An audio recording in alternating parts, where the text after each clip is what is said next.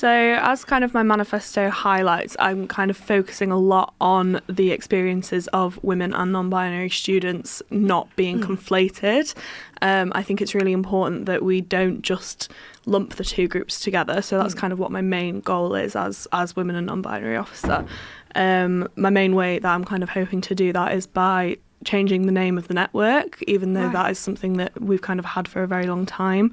I think it would be really interesting to see the reaction to like changing the network from women and non-binary to something like gender liberation or gender unification or something along those lines that would ensure that all students are covered but not grouped together as much as they are now, I think. Yeah. And what makes you the best person to do this?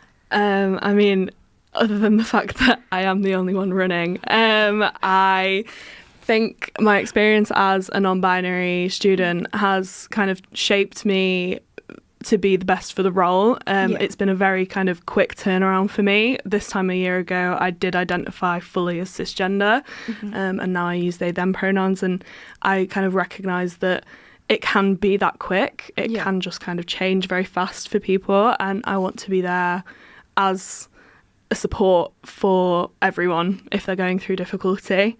So that's kind of why I think I'm going to be the best for the role. Yeah, that's really lovely to hear. And I was reading your manifesto earlier, and you discussed about making York nightlife and student nightlife safer. And I was wondering how you were going to do that whilst still kind of using current protocols and how you would develop it. So in the case of using current protocols, obviously, I think I want to ensure that all of the work that's been done by Kelly Barmer is maintained, because she has done so much for on-campus and off-campus nightlife.